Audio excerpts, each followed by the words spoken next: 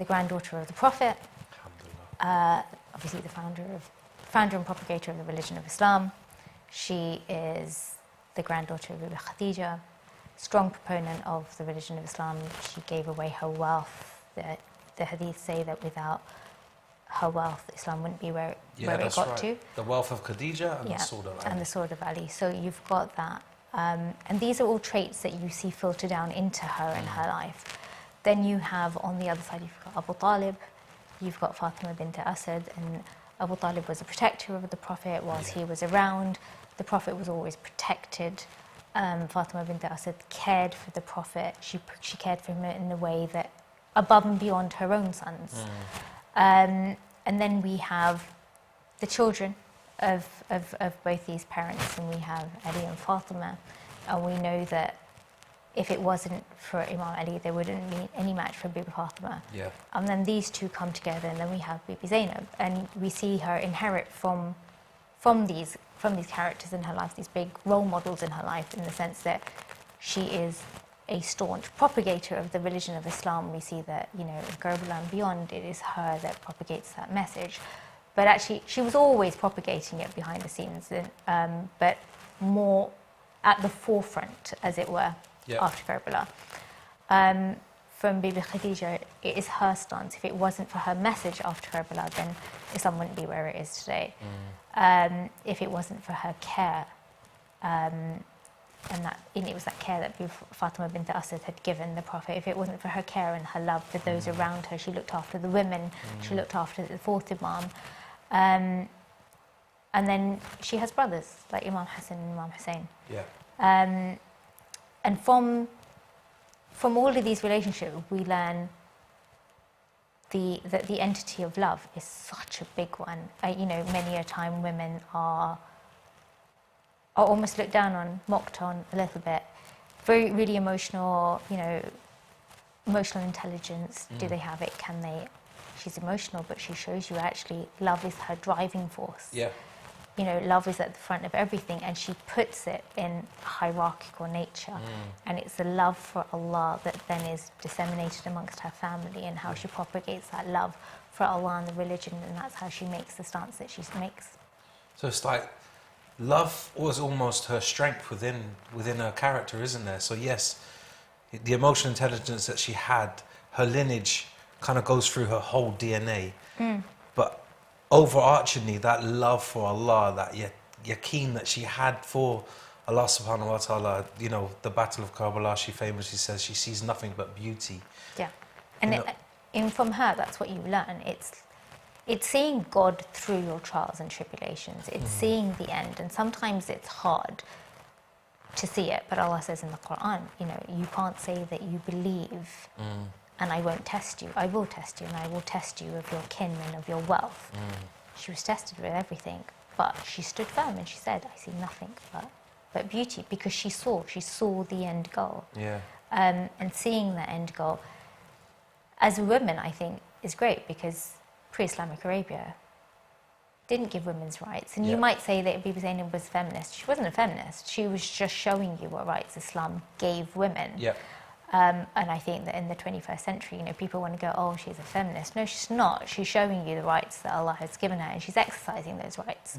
And Bibi Zainab exercised those rights. But even from very early on, you see in a dialogue between her and Imam Ali, where she says to her father, do you love Allah? And he says, yes. And she says, well, do you love me? And he says, yes. And she goes, well, how can your heart have two loves?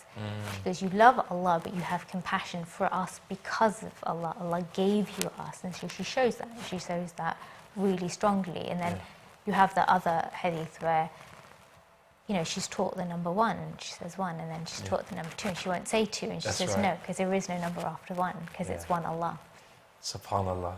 See that efficacy that she had, it's that highest level of morals that she obtained from her lineage that passed straight through her life, to be able to sit on her father's lap and not be able to say two, because there is only one. That has been installed in her throughout her whole life, and then it resonated all the way through Karbala and even in Sham, etc., etc. SubhanAllah. When we're kind of talking about her early stages, obviously her birth was a pivotal moment in the turning point of that household of the Ahlulbayt alayhim salam. The name, Zainab. Can you tell us about the roots of that word and where that came from? The adornment of her father. And you see that play out, I think, in Kufa and Sham, because people couldn't tell whether she was speaking or whether Imam Ali had come back and he was speaking, because she had that eloquence and she had that knowledge and she had that delivery and she had that presence. And to have been the adornment of her father, you see that play out everywhere. She taught people, she gave time, she was alima ghayra mu'allima, you know, she had knowledge and she propagated that knowledge. But equally, she had other titles. You know, she was al-Masa'ib, which, you know, which is a title that we associate with her the most. But she was also Aqila, the virtuous lady. But her birth, you know, her name was given. Imam Ali waited for the Prophet to name her, and the Prophet said, "No, Allah will name her." And her name came. But we know that, you know, with births, they are celebrated. People celebrate births. You know, there's a new baby in the house. But we know that from the birth of Imam Hussein, that actually these births were surrounded with grief, because Karbala was foretold. And so, you know, Imam Hussein's birth had grief, Bibi Zainab's birth had grief. But what it shows us actually more than that is, in the footsteps of history, there has always been a man and a woman stepping on the wheels of those histories. So you have the Prophet and Bibi Khadija, you have Imam Ali and Bibi Fatima, and you have Bibi Zainab and Imam Hussein. And it, you know, and you see that the protectors of religion, you know, Bibi Fatima was a pivotal point between Nabuwat and Imamat. She's the only woman. You have Bibi Zainab, who, you know, carried that message to Sham and beyond. Definitely. And she stood up against Yazid, and famous speech that she gave in front of Yazid with such passion, but such dignity as well. It's looking at her life and her behaviours and her actions, that was a turning point within that. But surely in her youth, as she was growing up, there are other moments that you may be able to tell our viewers about. So she used to hold tafsir classes, hadith classes. We know that she is the one that gave us the khutbah fadikiyah. Yes. She is the one that narrates it for us. She's the one that knows it by heart.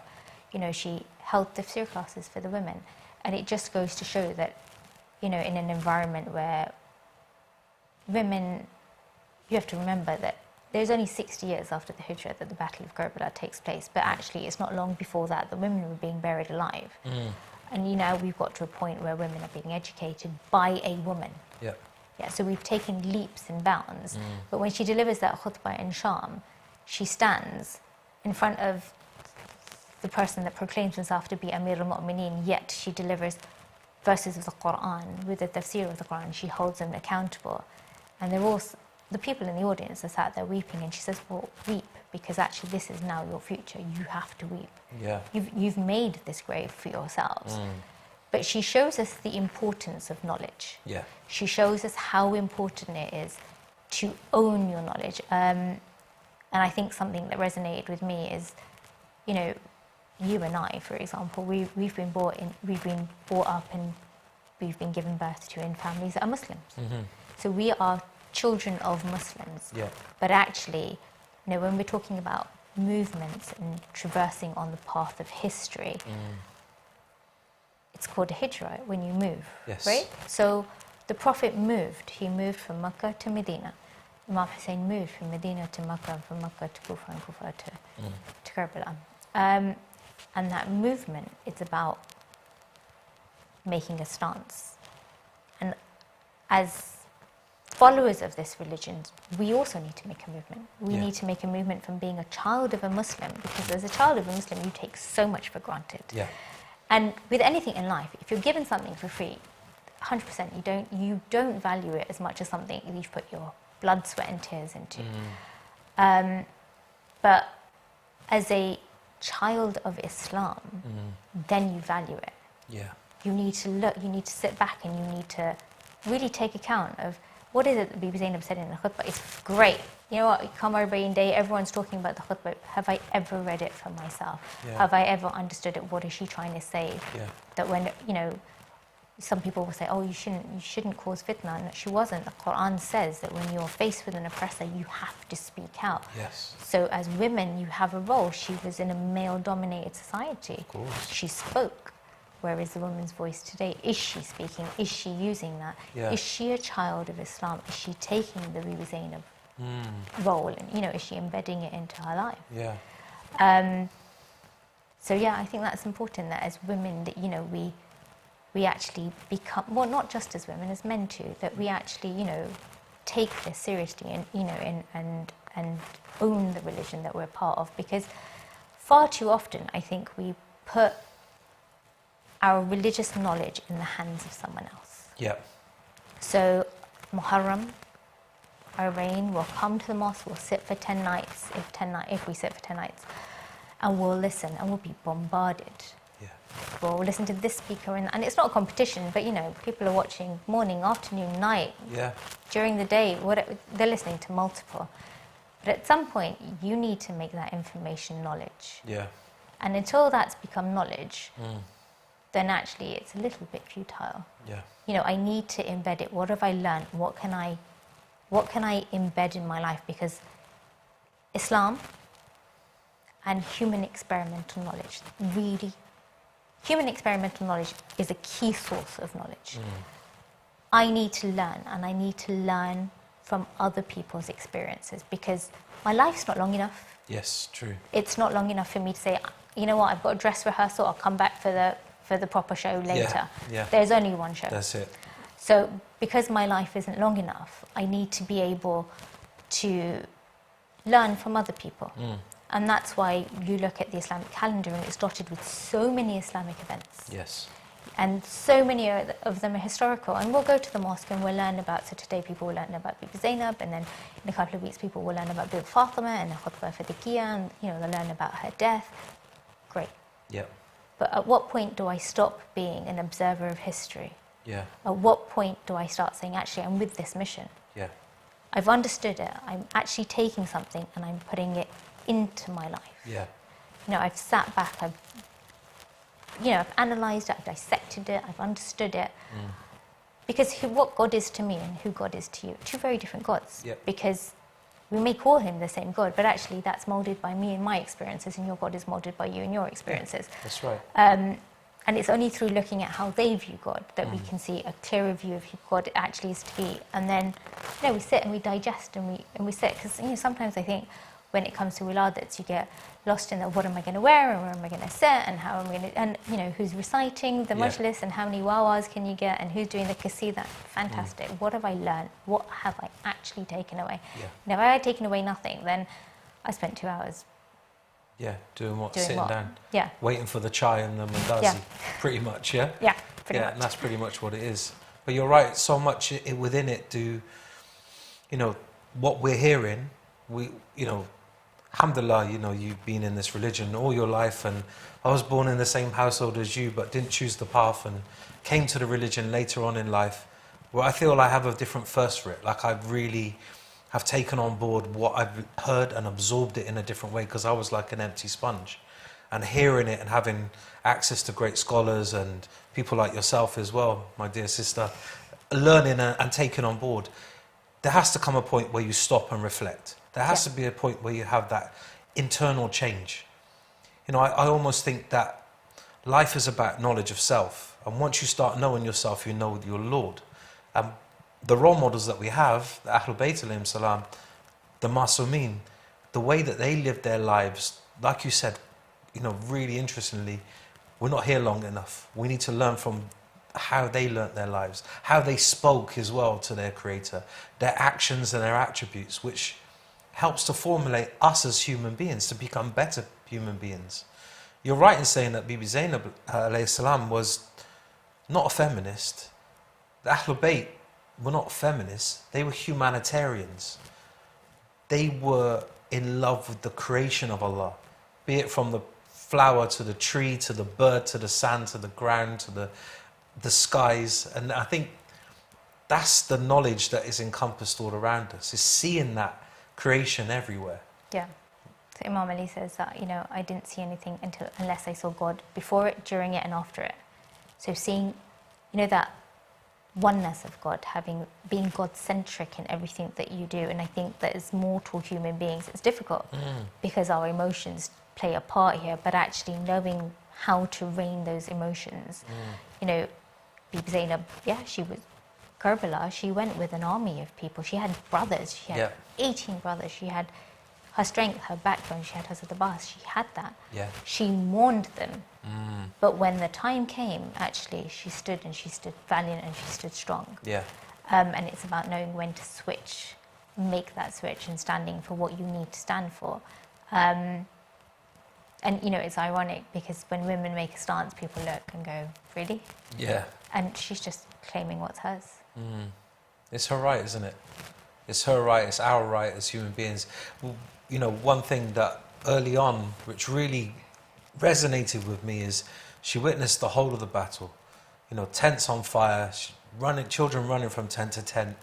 We've heard these narrations time after time.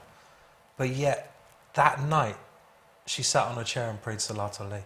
But Imam Hussein even says to her, yeah, don't forget me in your namaz al-Layl, Salat al-Layl. And I was just like, that was her stature. Like, that was the Imam of her time. And he says to her, don't forget me. That's her status, that an Imam is saying to her, don't forget me in your prayers. But that's also, sometimes in life we'll sit back and we'll go, I come back on a flight and I've come back late and this has happened and that's happened and that's it, Fajr is gone. But actually, the day after, Bibi Zainab has stood. She's lost not one. I mean, even in, historically for us, we lost our grandmother. And then 3 months later, we lost our uncle. Yeah. And I was sat there and I went, it's only been 3 months and we've lost two pillars of our family. And that was hard on us. Yeah. But I was like, she lost so many in one day. One day, one battle. Yeah. One afternoon. Yeah. Literally, in a short space of time. Yeah, she was fine the next day to compose herself and Well, she was fine straight after the battle, because to say something like, I see nothing but beauty, yeah, that's something just to ponder on within itself, because that's just not a one-level sentence. No, it's multidimensional. Multidimensional. Yeah. You could look at that and examine that from so many different angles and understand, take so much learning from it. Alhamdulillah, but what do we learn from it ourselves, and but what do we implement in our lives? And I think that, and maybe it's a point of reflection for listeners, maybe just for ourselves, because we're having the discussion, that maybe we sit down and if it is a kushali, if it is a wafat, if we're just reading, what is the point I'm going to embed from it? How am I going to make this active reading as opposed to passive reading? How am I going to embed this? Because you can't be somewhere unless God has destined you to be there. So I'm here because Allah has destined me to be here, and I'm having this discussion with you because God's destined you to be here. Yeah. Clearly there's something here for us to learn. So what is it that we're learning from this? What am I taking away? And holding ourselves actively accountable for that. Because if I'm not going to hold myself, nobody else is going to. That's true. So what am I taking away from this? And I think that if we did that with every step in our lives, then, there'd be a lot to learn. Yeah, definitely. So looking at her life in the perspective, where does she obtain her knowledge from? We've got obviously the family, the mother, the father, the grandfathers. We know the lineage and we know what was surrounded. But does she have teachers externally as well? Other people that would give her and feed her knowledge? Her friend circle around her? No. Or was she the pinnacle? Her title is Alima Ghayr Mu'allima. Like, she had no other teacher. She had no other teacher. That's hers. And you see her discourse with her brothers about halal, haram, and the areas in between is how the hadith discusses. This is like the mubah or the makruh, and they have that discussion because this is a household that, why would they need to learn from anyone else? Yeah. You've got divine knowledge coming towards them. They didn't need anyone externally. They then took that knowledge and taught others. The reason I ask that question is because we rely on majalis, madrasa, heavily on our Islamic teachings, heavily. A lot of us don't read. A lot of us just take our children to madrasa and then bring them home. And in our households, we're not teaching them. We're reliant on the Maulana and we're reliant on the teachers to give them Islamic knowledge. do you think our family circles need to impart the wisdom and the knowledge that we have gained over the years? Because surely our parents, our grandparents have been attending majalis, attending madrasas and reading all of their lives. But when it comes to teaching our children, why are we so reliant on external sources? Shouldn't the teaching come from home first and foremost? I mean, Imam Khomeini says that a child's primary school is a mother's lap anyway. So it's important that, you know, as parents, as guardians, that, you know, we are able to guide them. These institutions are there to teach as well. And I think that's important also because what happens is your child builds a social network within our community. And I think that's important, especially when they may be socializing with other cultural norms outside of, you know, during the school week, which is fine, but you also need, you know, a grounding block to come back to.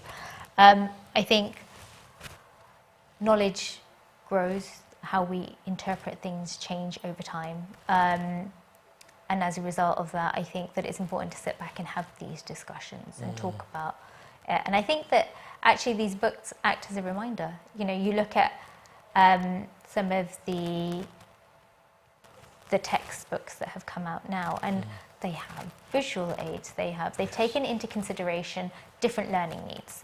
So you've got the visual learner, you've got I can't even remember the 4 different types of learning. Visual, kinesthetic, audio. But back in the day, that didn't exist. So the way our parents learned religion definitely wasn't the way these children are learning religion. And so actually it may, for you as a parent, it may bring back a different light on that story, and you may be able to view it differently. But again, your interpretation of it is going to change, how that child sees it, how you see it. And opening dialogue, I think it's really important to open dialogue, you know, and take their views on whatever it is that they're learning, because actually you can build from it then. Children need a safe space to have these discussions, and they need to be allowed to say, but why? But as parents, you also need to be able to have, or be geared, or feel safe enough to say, actually, I don't know, but I'll find out. And it puts the onus on you to go and get that. Because you're seeking knowledge as a parent as well. But then as a family, you're growing. And that's important. As a family, you're growing and you're learning, and you're taking that knowledge and you're taking it a step further, and you're just growing together. I've been into some households, and you know, one thing which I admire so much about some of these families is they look at a Gushali, like Bibi Zainab's Gushali, and they say, right, this is Bibi Zainab's week, okay? So they have, the week is planned, their activities are planned in a way that they can, you know, have discussions about Bibi Zainab alayhi salam. They can talk about, they have a dinner, they have cake and stuff like that to celebrate her life, but they're also maybe take 2 or 3 aspects of her life, and each day they'll bring that to the forefront. But it's also internalizing it, isn't it? Because if you tell a child, actually, to celebrate this Kushali, we need to go to the mosque. So you go to the mosque, you come back, it means that that's the only space that you're there to celebrate. But actually, your home needs to be a place for that celebration too. So you're bringing it back to where is common ground for them. That's their home, and they're celebrating it. So I think that if you look around on social media around Eid and stuff, you've got decorations that are done. You've got, you know, for Eid al-Hajj, you've got things. For Eid al-Fitr, you have things. And there is a conscious effort now to bring these celebrations into the home, which wasn't there when you and I were growing up. And I think that's fab, because you have those discussions, and you know, you've got cake competitions, and you can have themed cakes, and everything gets all really artistic. And I think that's fab. Like, you know, you're owning it, and you're owning that space, and you're calling these personalities mine. They're my personalities. That's right. I'm making this cake for her. I'm celebrating her cake. And I remember, I think it was 15th Shaban once, and they asked the kids, well, how old is the Imam now? And they were like, trying to count. And it was just like, and I was like, it's a lot of candles, that's all I'm saying. That's amazing. Yeah, you're embedding these personalities into your daily life. Yeah, that's amazing. I think it's a great routine. It's a great something that you can incorporate within your family lifestyle. And like you said, if you just go into the mosque on the Kushali and coming home and you switch on the TV and you're watching a series or whatever, which has got nothing to do with the life of that personality, what you expected your children to learn and how much responsibility you put on others, when it really should come from the home. And we look at her life really, and you said, as you beautifully said, she didn't have other teachers. Her teachers were her family. And the discussions, you can imagine the discussions that went on in that household between the imams. Yeah. We all need to look at these Kushalis about going from being to becoming, taking the ibrat, embedding the lesson. What am I taking? What am I learning? How am I growing from this? That should almost be the discussion on the way to the mosque, in the car, with the family. Okay, so what are we learning? What topic? And then on the way home, what did we take away? And literally pick apart the majalis in certain ways, and what am I learning? And then the next day, what am I taking? What am I going to change in my life? It's like someone once said to me, would you sit in the mosque? This is a long time ago. Would you sit in the mosque with a dead body? And I went, no. She went, well, why not? The body's, like, the person's dead. And I was like, yeah, but, she goes, clearly you haven't digested the fact. You have the information that this person is dead, but it hasn't sunk into your heart that actually nothing can happen. Yeah. And I was like, that's the difference between information and knowledge. Yeah. Because knowledge knows that actually it's fine. It's fine. There's nothing going to happen. Yeah. And that's knowledge. Actually, I've been told these facts about Bibi Zainab, but what can I embed? What is here for me? When can I use it? When can I ensure that things are working correctly? Yeah. That's an interesting discussion, and I can't, we're running out of time already. We were half an hour into the show. It's like, this is so engaging, and I think this is something that people really need to learn. So, apart from her family, who else would have been her role models in her life? I wouldn't even know how to answer. Did she have people around her that she would have ever had other people that Abu Fadl Abbas, alayhi salam, other people around her that she grew up with, maybe not the family members, but people that would be companions of the Imam alayhi salam? Would they be role models? Probably not. But would they be the benchmark for what a companion would be? Yeah. Then yes. Yeah. When Bibi Zainab asks Imam Hussein on the night of Ashura, are your companions going to stand, and are they going to stand and be loyal? I don't think that statement is a light one, because actually, when Imam Hussein says nobody had companions like mine, for Imam Hussein to have only stood with 72 means she's actually seen. She's seen that actually Imam Hassan didn't have it, and her father didn't have that many either. Yes. So for her, where is the benchmark? Are they, even when she says the opposition, the army on the other side is growing, is there no one that's going to come here to help us? Yeah. And then when Habib comes, she sends her salams on him, and he's like, who am I that she sends her salams on me? Yeah. And so we see that she lays the benchmark. On that night of Ashura, when you say to Imam Hussein, when you recite that ziyarat, had I been with you, let's be real, would I have stood? Yeah. Could I give? Yeah. Would I give? Would you stand or would you run? Do I give? Am I just? Am I an observer of history, or am I with the mission of Imam Hussein? And it's either a yes or a no. There's no grey area here. Yep. There can only be one answer. Can I? And that kind of a decision is made every day in our lives. Yep. In any decision I make, it be it, socially, academically, professionally, does this define where I stand? Am I being a point of justice to everyone? Yeah. And we have to remember that the Prophet lived in a multicultural society. He lived alongside his Jewish brethren, his Christian brethren, his Muslim brethren, and he was just to everyone. So it's not about being biased. No. It's about being just. Yeah, definitely. You're so right. We were presented with so many different options throughout our day, right? Even, what we're being bombarded with on social media, if we just take that as an example, we choose to look at things and we choose not to look at things. We're presented with so much haram. Living in the West alone, with multicultural society, but we're presented with certain things each day, and we hold our certain values high. The reason I ask about the role models, the people that are around her, because I'm really interested in people's friend or companion circles, because this thirst for knowledge and this thirst for having like-minded discussions and being around like-minded people, your environment can really help to mold you as a person.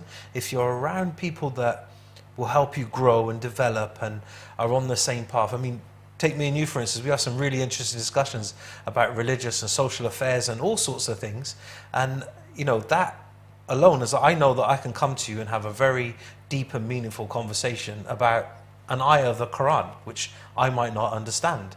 Whereas I may not be able to do that with other people around us. So how important is that in our lives?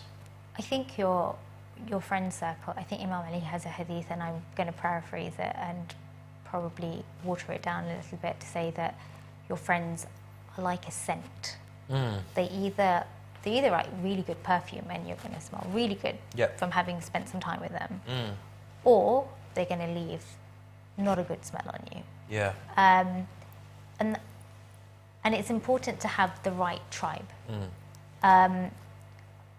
And when you look at like Imam Hussein having 72, yes, that's not a lot. No. For an Imam of his time who is the grandson of the Prophet. 60 years passed. It's not a long time. No. So for him to have been left with 72 companions, maybe smaller is better. Because actually then you have quality. It's always quality over quantity. Asante. And you need to be able to benchmark them. Are they actually, has this deed that I've done with my friends, have I gained good from it? If not, are these really my friends? Because actually on the Day of Judgment, I'm accountable for my time. Allah says, well, ask, you don't have a lot. And if we're gaining from other people's knowledge or experiences, are those experiences a good influence on me? And if they're not a good influence on me, should they really be in my circle? Yes. And you need to vet your circle. Yeah. Time is the one commodity you don't have a lot of. You will never get a refund on it. You can spend your money and you can earn it again. That's right. You know, buy new clothes, you go through different phases, but your time you'll never get back. That's so right. when you spend that time, spend it wisely and spend it in an arena that is beneficial for you. Because if it's not, then what's the point? What are you gaining from it? That's right. Definitely. Like you say, you can waste that time within it. Words play a massive part, you know, in coaching and what we do. The words that you put out there can be very powerful. So even using the terminology friend is a word that I try to avoid because it has the word end in it. So if, you know, generally you're my friend, then the relationship is not that strong. The bond is not that strong. But if you're my sister, my brother, my companion, then that's such a more powerful way of... But you look at like Salman al-Farsi and the Prophet, and he says, Salman al-Muhammadi, he's like, he's from my family. There you go. He's mine. Yes. So yeah. Yeah, exactly. But then isn't there there's also that saying, and I don't remember it fully, but watch your thoughts, they become your words, and watch your words because they become your actions, and watch your actions because they become your habits, and your habits, and there's another line, I can't remember it. That's perfect. That's exactly it on a nutshell. Fantastic. Yeah, you're right in saying that. And it is, it's kind of part of the law of attraction, you know, that what you put out is what you get in. And if you're surrounding yourself with people, even your environment that is a positive influence on you, for instance, you know, what do you have on your bedside table? Is it your laptop, your iPad, your phone, or is it a book? You know, because... But you e-book now as well. We can e-book now as well, yeah. Well, I'll give you that one, definitely. But do you know what? It's just that reflection on what you're using it for. Yeah, it's like how you're starting your day, how you're ending your day. And there's so many things that you can do as a family to bring you closer towards a religion. You know, like, if you look at Bibi Zainab, she had discussions with her brothers about rules and fiqh and hadith. There is a man that says that, you know, when I didn't want to finish the laws or give a law or give a decree, he'd send them to Bibi Zainab. Yes. So who is it in your family that you can turn to? Who can you go to for that advice? You know, sit and have a circle. And it's hard to find time initially. Yes. But if you ever have a brother like Neil, he will make you carve time out. and you will meet every Wednesday at 6 o'clock. to recite Quran, alhamdulillah. So yeah, and then it will become a habit. And now it's a force of habit. Well, it's a habit. We recite 18 Qurans or something between us something as a family. Like that, yeah, which is great, you know, and that was just something that we formulated during COVID. Yeah. You know, because we couldn't go for Dasa, we couldn't go for the recitation of the Holy Book. And I was learning Quran at the time, which is, and you know, that, again, you've helped me, Haji Abbas has helped me, everyone has helped us, each other in the family, to try to grow within that thing. But equally, that initiative has embedded that actually we're going to recite once a week, and you've set us homework. And yeah. as a result of that homework, we're now reading, well, whenever people get their homework done, if it's the night before, Yeah. or reading every day, however they do. But they're making a conscious effort now Yeah. to embed something that's good, and that's time spent wisely. Wisely, isn't it? Yeah. Yeah, because you could be sat on Insta just doing this. Yeah. So yeah. It's a reason they call it the feed. You know, it's a feed, because what is it feeding? Yeah. And it's all algorithms, isn't it? Yeah, it is all algorithms. But we can create our own algorithms, which we have done within our family. And, you know, I'm sure we'll do many more, inshallah. But it's something, and the reason we tell you this, dear viewers, is because something that we want you to create within your lives. When we look at the life of Bibi Zainab alayhi salam, her family, everybody around them, it's the positive influence that you can have within your family group. And within your community. In fact, what role did Bibi Zainab alayhi salam have within her own community? So she had what I'll call it sister circles. She used to have them. The women used to come. They used to learn from her. She knew the Quran off by heart. She taught them Quran, tafsir, hadith. You know, many hadiths are narrated from her. So she took that role upon her. She was the daughter of Imam Ali. She played a huge role for women.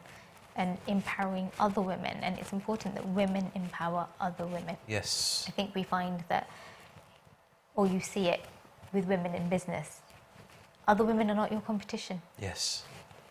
Bring them up. Yeah. Support women. People don't bring any women down. You don't hear.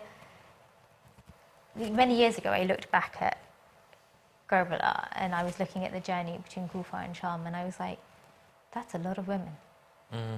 You don't hear about bickers and fights, and obviously the status of this woman was something else, but no one's arguing with anyone. No. If you'd put, if you look at, I went to a girls' school, if you put that many girls together, 100%, there's going to be some arguments. Yeah, of course. But it's about raising the level and having a higher level of, you know, how you are with women. Yeah. And she empowered women, and so, you know, as women in business and women, you know, women in leadership, raise the bar. Women in sport.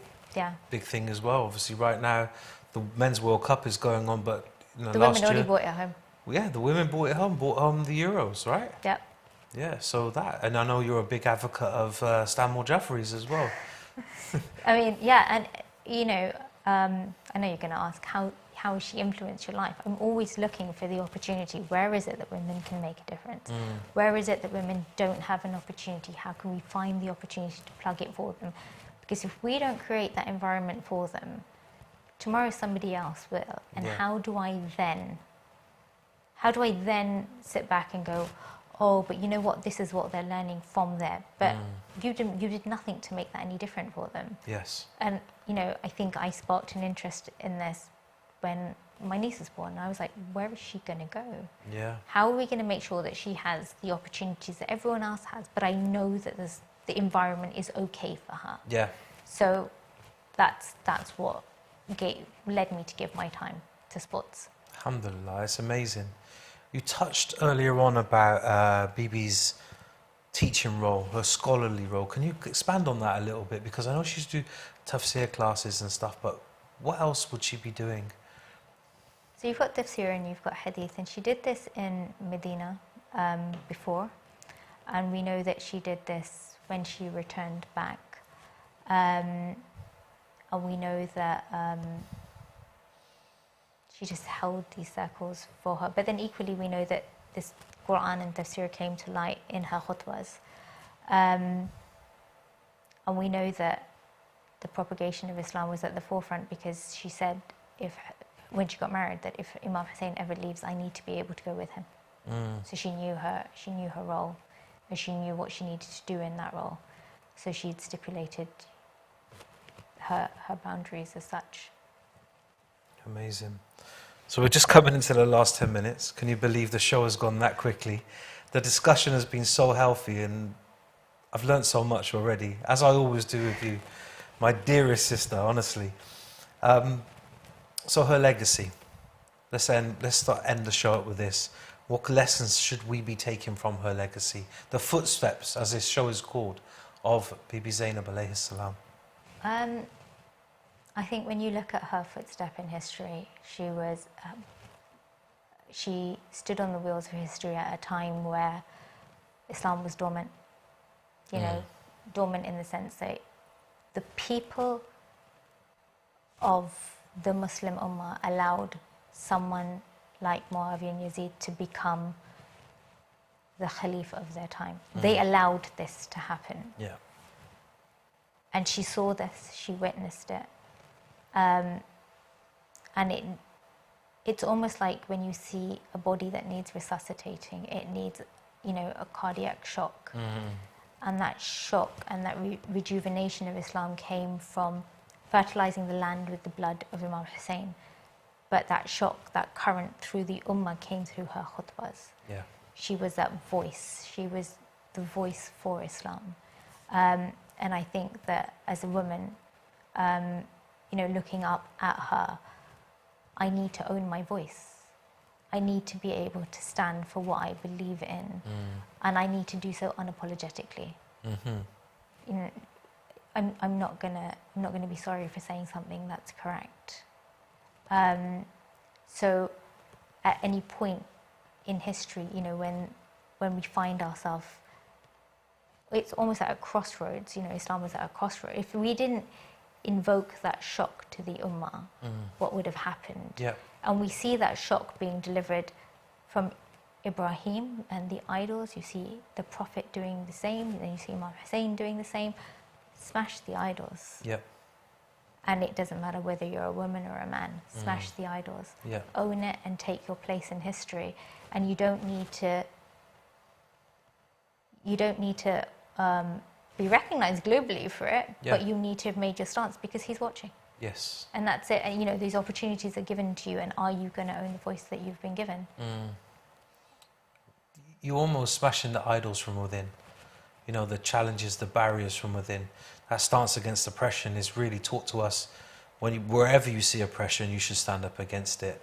And owning your voice and owning your actions is prominent within our religion. And being proud to do it as well. Being proud to own that voice. And you know, when I read about her life, alayhi salam, the way that she was able to give that voice, that speech in front of Yazid. You know, when I was in Syria and in the actual place where she delivered that, I had goosebumps. You know, the fact that she was standing there and reciting and reading that khutbah and how she was able to deliver it. I think you need to take yourself back. I mean, women today we're judges. You know, we go into courts. We're, you know, professional women that anchor TV shows. We have a voice. We have a platform. We take it. Yep. We're talking about an arena where women weren't heard, right? Women weren't heard. Yeah. You know, when Hind came out and Yazid was like, "Why are you here?" and she's like, "But the granddaughter of the Prophet is here." Yeah. And I can't be, because women were behind the scenes. And so for her to have stepped forward, for Bibi Fatima to have stepped forward, that's them taking their place. We have no excuse. Not in the 21st century. We have no excuse. No, definitely not. You're right in saying that women are there, that, you know, they're high in politics, they're high in journalism, in all aspects of life. And, you know, the equality is there to a degree, alhamdulillah. So, yeah, you're right. There is no excuse. I want to look at our youth now, our young ladies in our communities. When we're reflecting upon her role in her society, in her community, what message should our youth be taking, our young ladies in our society, and how can they develop themselves further? I would say go from being to becoming. SubhanAllah. Just take the ibrat. We could end the show just on that line there. Just go from being to becoming. It's a mic drop moment, Sayyidah. Go from being to becoming, own it. Look at history. What is it? How are you embedding it? What are the lessons? And know that, you know, these historical stories that we hear year in, year out. And someone might say, "Oh, why am I listening to it again?" Actually, you're listening to it again because you've developed as a person, and the lessons you took away when you were 20 years old might not be the same lesson that you take away when you're 40. Yeah. Because you've changed as a person. And so you will relate to that story differently. Yes. And so you could almost do a SWOT analysis on yourself. Wow. Strengths, weaknesses, opportunities, threat, and keep building on it every time. Yeah. See where you're going. How often would you advise people doing something like that, almost invested in themselves yearly, annually? depends how serious you want to take yourself, doesn't it, Wow. really? I remember looking at this business model, and I learned it at business studies going, oh, and then it was only until years later that I went, why are we just doing this in business? Why are we not doing this for ourselves? Why Yeah. are we not looking at ourselves? And Yeah. it's character building, because you look at yourselves in different situations and, you know, what is triggering you, what's not, how am I reacting to it? Because you know what, I can't change who I'm talking to, No. but I can change how I react to it. Yeah. You know, when Bibi Zainab is faced with Yazid and he goes, well, you know, how do you find what happened to your brother? And she says, nothing but beauty. Ma ra'aytu illa jamila. I saw nothing but beauty. For her to have been able to have said that and stood her ground, could I have? Probably not. Can I build myself to get to that point? Probably. Yeah. As long as I'm growing, as long as I'm constantly growing. If I'm stagnant, if you look at water, you leave this glass here for a week, stagnant water is, you can't drink it. No. Water needs to flow. Yes. As a human being, we need to keep flowing and growing. Yeah, definitely. When we look all around us and we see the environment and we look at even the changing of the seasons, you know, now we're in autumn time, we see the leaves falling from the trees.